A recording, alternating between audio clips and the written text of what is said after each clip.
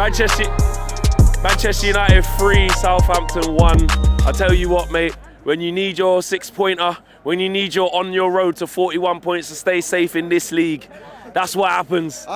That's what happens, mate. I tell you what, we caught life. We caught life. I'm going to get to AMAD in a minute. He was unbelievable. He saved the day. But the emotions that have to happen in a team that like Man United and against Southampton, who are bottom of the table, 6 points they got, and they were bopping us all over the park. We couldn't get through. Rasmus Højlund wasn't good, couldn't get a touch. Euro was absolutely struggling. Nice one, brother. Take care. Absolutely. Euro was having a difficult time. Suleiman was absolutely rinsing. I'm thinking, hold on a minute. We look like the team that's bottom of the league. They look like the team that are like 14th, 15th. Diblin causing all sorts of problems. Suleiman causing all sorts of problems. Midfield, Aribo having the luxury of Old Trafford, and you're thinking it's going to be one of those days. Can we have a reaction? Can we get a reaction? And for so long it looked like we wasn't. And it clicked into gear. AMAD Diallo. And actually, AMAD was having a tough game as well. He couldn't quite get the better of Walker Peters. He was getting into right positions, but his execution wasn't there. And you're thinking, the embarrassment's going to happen. I don't think we're going to get it. Yes. That's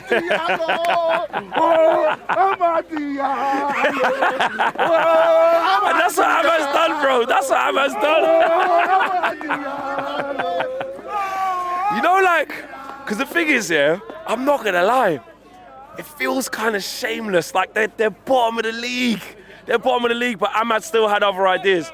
And you know what? Ruben Amorim said, it's a straight AMAD out here. And you know what? Ruben Amorim said before the game, I'm going to learn more about my players in this game than the previous two against Arsenal and Liverpool, respectively, right?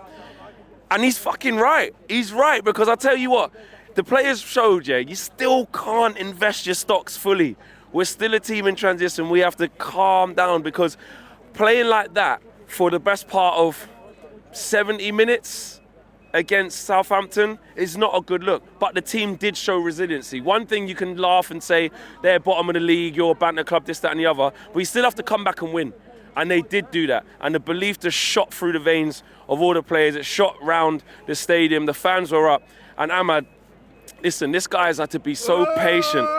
He's had to be so patient to wait for his opportunity. You're talking years. You're talking 2 loans, Rangers and Sunderland. He comes back. He's still patient. Erik ten Hag still not playing him. He stays humble. Usually they say you sign a new deal and the judge kicks in and you can't do nothing. Sign a new deal, hat trick. Sign a new deal. He's taking the ball home with him. Sign a new deal. Nice one, bro. Nice one. Big up. Sign a new deal. Hat-trick taking the ball home. Yes, against Southampton, but who cares? You have to win your games. Last time, they're telling us that's the team that we are, so guess what? We got to beat the teams around us. And Southampton are one of them, and now we're up to 12th in the Premier League, and now you can start to say, can you turn a corner? There's so much work to be done. Let's talk about some of the alarming things. Rasmus Højlund. Now, Ruben Amorim has chosen to play him in the last 2 games ahead of Joshua Xerxes, and it hasn't worked. Let's talk about Joshua Xerxes, because this guy, you're talking about mentality, you're talking about resilience, you're talking about persistence. The last home game against Newcastle, he had a really, really difficult time getting taken off after half an hour, when it could have been any one of the 11 players that were taken off after half an hour. There's reports in the media that he could go back to Serie A. He says, no, I don't want to leave. I'm not going out like that. At the first sign of adversity, he says, I want to stay here. He says, I want to fight for my position. And at a time when we need people all going in the right direction, Joshua Xerxes has had a tough time and said, you know what? I want to fight for my place here. And he's playing like it. He came off the bench against Arsenal, changed the game and got the winning penalty. He's come off the bench here again against Southampton with us losing. He has physical presence up front. He was holding up the ball. He was linking up play very well. And we've all criticised him in his early stages. He was really nervous, looking like he wants to go back to Serie A, looking like he doesn't know what to do in this league. And it just shows you what time and patience can do. And he's looking like he's starting to turn a corner as well. So I want to big up to Joshua Xerxes, because he was absolutely brilliant. Lenny Yoro, he had a really, really tough time. Every time Solomon got the ball, he just went at him. And you know what? These are the things that make you. These are the baptisms of fire you get coming into the Premier League. I remember when we lost 3-0 at home to Forest, he had the same thing. Back post, Chris Woods out-jumped him. Welcome to the Premier League, yeah, Lenny. We've brought him in and out of some tough decisions, put him in some tough positions today. He'll learn from that. I think he should be taken out now, bring Harry Maguire back in, obviously fitness-wise. But Yoro will learn from that. People will try and troll and all of that. Let's just keep the kid calm. Take him out, protect him, wrap him up, let him learn, then bring him back in another game, see if he can find his feet. But he found it really difficult today. Lisandro Martinez, for large parts, got cooked by Tyler Diblin. Then he had a seat for the goal, misses the header as well. He wasn't great in patches as well. So Ruben Amorim definitely will learn more about us in this game, because like he said, it's easy going to the Emirates, it's easy going to Anfield in terms of saying, you know what, let's sit here, let's be compact, let's let the game come to us, and we'll stay in the game and try and nick one. When you're at home in front of 73,000 fans and you're playing against bottom of the league and you have to take the game to the other team, that's a different ball game. And I tell you what, Southampton, for large parts, they played us off the pitch. They did. And really, it was the fact that they are bottom of the league and the fact that they weren't clinical did help us. But you still have to take your chances. And this will help us build confidence, because a win is a win. A win is a win. Listen, the rivals will say, oh, look at you, lot, absolutely shameless there, bottom of the league. Last time I checked, we got 3 points, and AMAD Diallo got 3 goals.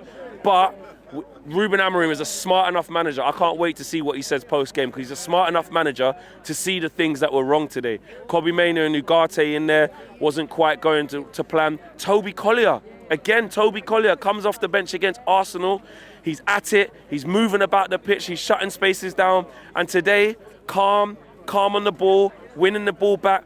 And his distribution, just crisp and kept finding AMAD in the inside, on the outside right, and just giving the ball nice and simple. Toby Collier looks like he's got a bit of a bright future as well. So look, it was not easy. And this team doesn't do anything easy. It took me 5 hours to get here. Double crashes on the M6, taking ages to get, you know what I'm saying? M6 toll, all of that. It took 5 hours, yeah? I mean, all United fans from London and all that, you know what I mean? The race of that. The Southampton man got further to go, so don't worry about that. But it took me 5 hours, and I'm thinking, don't worry, we'll win 2-0. It'll be a nice, easy game. We'll be fine. And look at that. I was fretting the whole game, cussing, stressing, moaning the whole game. But this team doesn't do it easy. So listen, man of the match, it's obviously AMAD. But shout out to the cameos, man. Shout out to Joshua Xerxes, because I think he's taken a lot of criticism.